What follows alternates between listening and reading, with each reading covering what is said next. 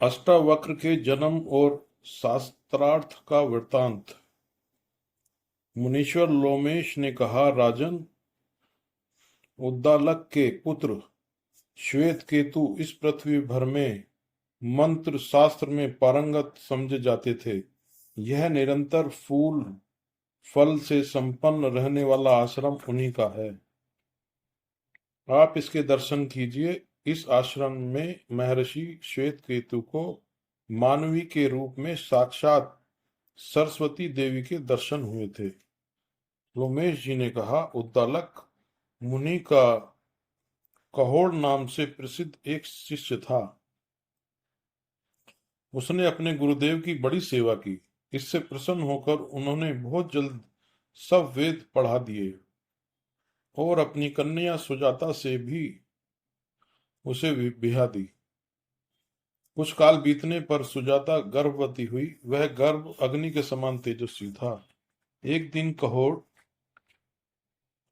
वेद पाठ कर रहे थे। उसी समय वह बोला, पिताजी, आप रात भर वेद पाठ करते हैं, किंतु यह ठीक ठीक नहीं होता।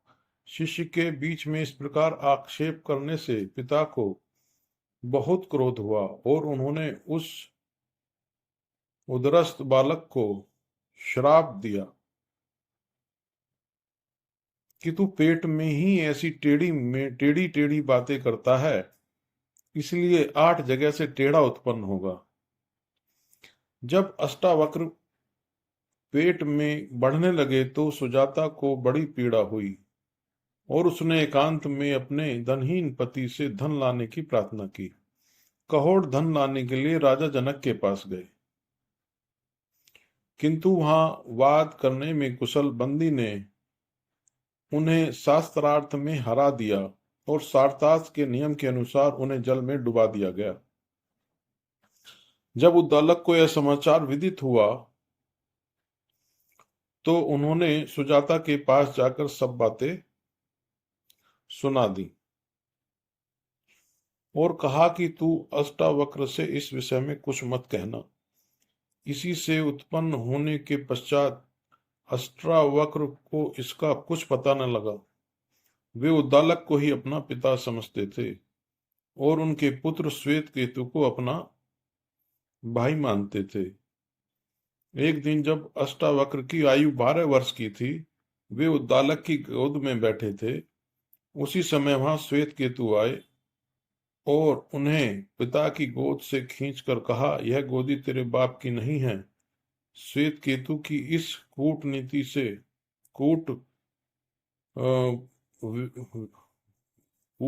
वाणी से उनके चित्त पर बड़ी चोट लगी और उन्होंने घर जाकर अपनी मां से पूछा कि मेरे पिता कहाँ गए। इससे सुजाता को बड़ी घबराहट हुई और उसने सांप के भय से सब बात बता दी। यह सब रहस्य सुनकर उन्होंने रात्रि के समय श्वेत केतु से मिलकर यह सलाह की कि हम दोनों राजा जनक के यज्ञ में चलेंगे। वह यज्ञ बड़ा विचित्र सुना जाता है। वहां हम ब्राह्मणों के बड़े बड़े शास्त्र सुनेंगे। ऐसी सलाह करके वे दोनों मामा भांजे राजा जनक के स्मृति संपन्न यज्ञ के लिए चल दिए। यज्ञशाला के द्वार पर पहुंचकर जब वे भीतर जाने लगे तो उन्होंने द्वारपाल से कहा, आप लोगों को प्रणाम है। हम तो आज्ञा का पालन करने वाले हैं। राजा के आदेश अनुसार हमारा जो निवेदन है उस पर आप ध्यान दें।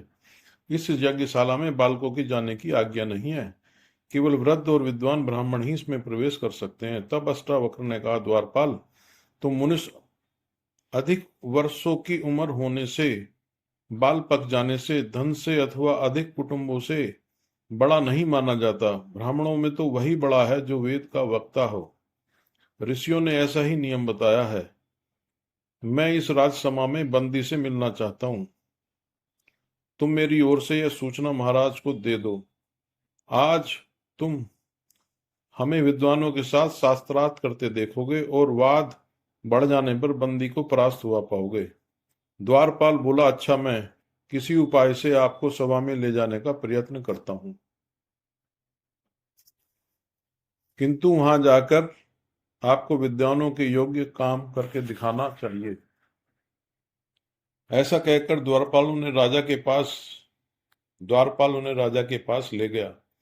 वहां अष्टावक्र ने कहा, राजन, आप जनक वंश में प्रधान स्थान रखते हैं और चक्रवर्ती राजा हैं। मैंने सुना है कि आपके यहाँ बंदी नाम का कोई विद्वान है। वह ब्राह्मणों को शास्त्रार्थ में परास्त कर देता है और फिर आपके ही आदमियों से उसे जल में डलवा देता है। यह बात ब्राह्मणों के मुख से सुनकर मैं अद्वैत ब्रह्म विषय पर उससे शास्त्रार्थ करने आया हूं। वह बंदी कहाँ है? मैं उनसे मिलूंगा।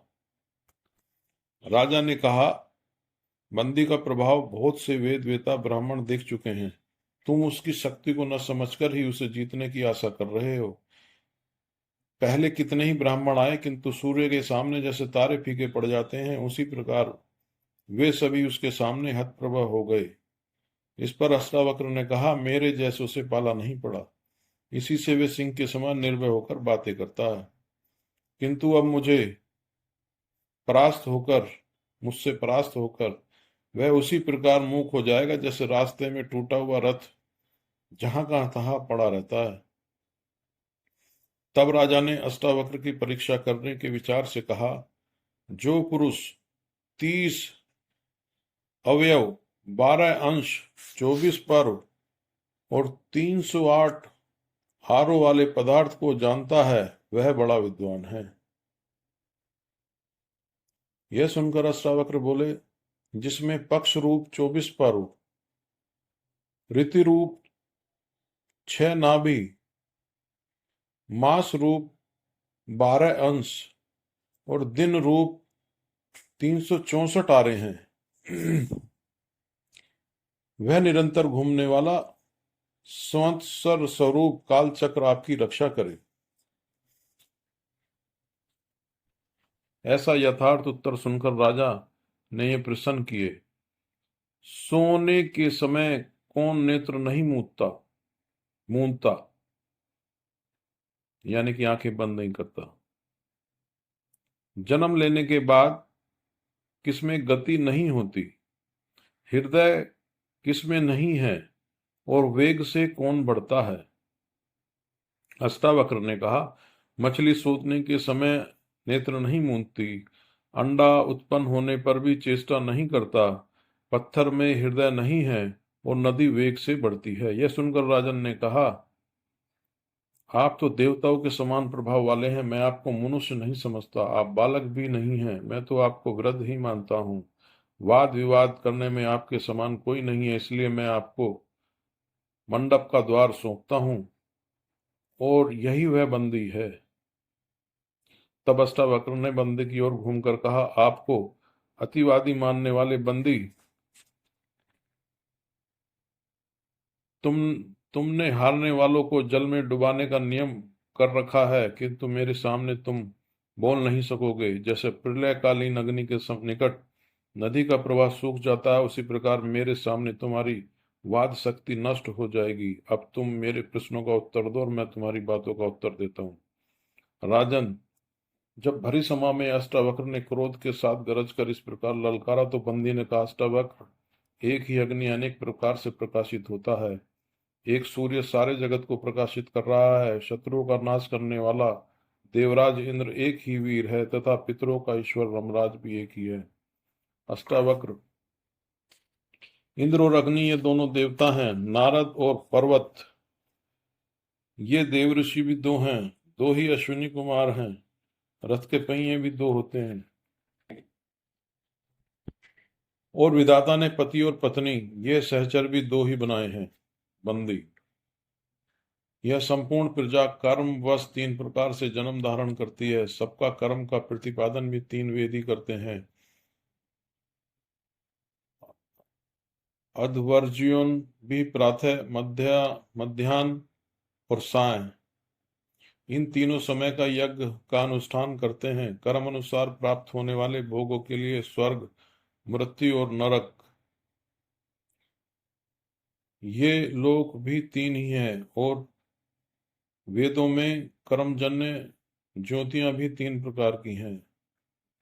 अष्टावक्र, ब्राह्मणों के लिए आश्रम चार हैं, वर्ण भी चार ही हैं, यज्ञों द्वारा अपना अपना निर्वाह करते हैं, मुख्य दिशाएं भी चार ही हैं, ओमकार के आकार, उकार, मकार और अर्धमात्रा, ये चार ही वर्ण हैं, तथा परा, पश्यंती, मध्यमा और वेखरी भाव से वाणी भी चार ही प्रकार की कही गई है। बंदी, यज्ञ की अग्नियां गृहपत्या, दक्षिणाग्नि, हवनीय, सभ्य और अवासभ्य पांच हैं। पंक्ति छंद भी पांच पदों वाला है। यज्ञ भी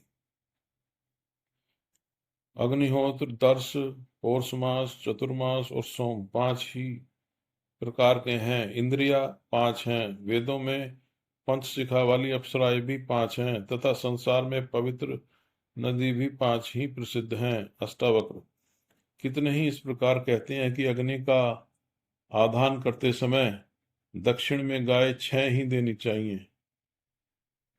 काल चक्र में ऋतुएं भी 6 ही रहती हैं। मन सहित ज्ञान इंद्रिया भी 6 ही हैं। कृतिकाएं 6 हैं, तथा समस्त वेदों में साधक साधस्क यज्ञ भी 6 ही कहे गए हैं। बंदी, ग्रामस पशु 7 हैं, ग्राम पशु 7 हैं, वन्य पशु भी 7 ही हैं, यज्ञ को पूरा करने वाले छंद भी 7 ही हैं, ऋषि 7 हैं, मान देने के प्रकार भी 7 हैं, और वीणा वीणा के तार भी 7 ही प्रसिद्ध हैं। अष्टावक्र, सैकड़ों वस्तुओं का तोल करने वाले शाल मतलब तोल के गुण 8 होते हैं। सिंह का नाश करने वाले शर्म के चरण भी 8 ही हैं। देवताओं में वसु नामक देवताओं को भी 8 ही सुना है, और सब यज्ञों में यज्ञ स्तंभ के कोण भी 8 ही कहे गए हैं। बंदी, पितृयज्ञ में समिधा छोड़ने के मंत्र 9 कहे गए हैं। सृष्टि में प्रकृति के विभाग भी 9 ही किए गए हैं। व्रति छंद के अक्षर भी 9 ही होते हैं, और जिनसे अनेकों प्रकार की संख्याएं उत्पन्न होती हैं, ऐसे एक से लेकर अनेक अंक भी 9 ही हैं। अष्टावक्र, संसार में दिशाएं 10 हैं। सहस्त्र की संख्या भी 100 को 10 बार गिनने से हो जाती है। गर्भवती स्त्री भी गर्भ धारण 10 माह में ही करती है, तत्व का उपदेश देने वाले भी 10 हैं, तथा पूजने योग्य भी 10 ही हैं। बंदी, पशुओं के शरीर में 11 विकारों वाली इंद्रियां 11 होती हैं। यज्ञ के स्तंभ 11 होते हैं। प्राणियों के विकार भी 11 हैं, तथा देवताओं में रुद्र भी 11 ही कहे गए हैं। अष्टावक्र, एक वर्ष में महीने 12 होते हैं। जगती छंद में के चरण में भी 12 ही अक्षर होते हैं। प्रकृत यज्ञ 12 दिन का ही कहा गया है, और धीर पुरुष ने आदित्य भी 12 ही होते हैं, 12 ही कहे हैं। बंदी, तिथियों में त्रयोदश उत्तम कहा है, और पृथ्वी भी 13 दीपों वाली बताई गई है। इसी प्रकार बंदी के आधा श्लोक ही कहकर चुप हो जाने पर अष्टावक्र जी शेष आगे श्लोक को पूरा करते हुए कहने लगे, अग्नि, वायु और सूर्य ये 3 देवता 13 दिनों के यज्ञों में व्यापक हैं, और वेदों में भी 13 आदि अक्षरों वाले अति छिंद कहे गए हैं। इतना सुनते ही बंदी का मुख नीचा हो गया। वह बड़े विचार में पड़ गया, परंतु अष्टावक्र के मुख से वाणी की झाड़ी लगी रही। यह देखकर सभा के ब्राह्मण हर्ष ध्वनि करते हुए अष्टावक्र के पास आकर उनका सम्मान करने लगे। अष्टावक्र ने कहा, राजन, यह बंदी साथ साथ में अनेक विद्वान ब्राह्मणों को परावश कर जल में डुबा चुका है। अब इसकी भी तुरंत वही गति होनी चाहिए। बंदी ने कहा, महाराज, मैं जलधीश वरुण का पुत्र हूं। मेरे पिता के यहाँ भी आपकी तरह 12 वर्षों में पूर्ण होने वाला यज्ञ हो रहा है। उसी के लिए मैंने जल में डूबने के बहाने चुने हुए श्रेष्ठ ब्राह्मणों को वरुण लेक भेज दिया है। वे सब अभी लौट आवेंगे। वस्त्रा अष्टवक्राजी मेरे पूजनीय हैं। इनकी कृपा से जल में डूबकर मैं भी अपने पिता वरुण देव से शीघ्र मिलने का सौभाग्य प्राप्त करूंगा। राजा को बंदी की बातों में फंसा देख दे करके अस्त्रावक्र कहने लगा। राजा को बंदी की बातों में फंस देख करते अष्टावक्र कहने लगे, राजन मैंने कई बार कह चुका, फिर भी तुम मत वाले हाथी की तरह कुछ भी नहीं सुन रहे हो। इससे मालूम होता है कि लसोड़े के पत्तों पर भोजन करने से तुम्हारी बुद्धि नष्ट हो गई है, अथवा तुम इस चापलूस की बातों में आ गए हो। जनक ने कहा, देव मैं आपकी दिव्य वाणी सुन रहा हूँ। आप साक्षात दिव्य पुरुष हैं। आपने शास्त्रार्थ में बंदी को परास्त कर दिया है। मैं आपकी इच्छा अनुसार अभी अभी इसके दंड की व्यवस्था करता हूँ। बंदी ने कहा, राजन वरुण का पुत्र होने से मुझे डूबने में कुछ भी भय नहीं है।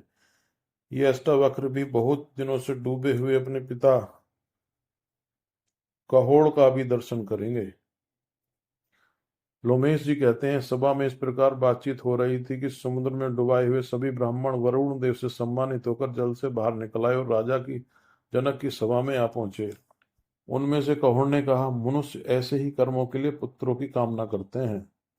जिस काम को मैं नहीं कर सका वही मेरे पुत्र ने करके दिखा दिया। राजन, कभी कभी दुर्बल मनुष्य के भी बलवान और मूर्खों के भी विद्वान पुत्र उत्पन्न हो जाता है।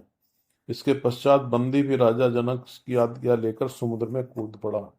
तदंतर ब्राह्मण ने अष्टावक्र की पूजा की और अष्टावक्र ने अपने पिता का पूजन किया। फिर अपने मामा श्वेतकेतु सहित वे अपने आश्रम को चले। वहां पहुंचकर कहोड़ ने अष्टावक्र से कहा, तुम इस संगमा नदी में प्रवेश करो। बस अष्टावक्र ने जैसे ही उसमें डुबकी लगाई कि उसके अंग सीधे हो गए। उनसे संसर्ग की यह नदी भी पवित्र हो गई। जो पुरुष इस नदी में स्नान करता है वह सब पापों से मुक्त हो जाता है। राजन, तुम भी द्रौपदी और अपने भाइयों सहित स्नान करो और आचमन करने के लिए इसमें प्रवेश करो। धन्यवाद।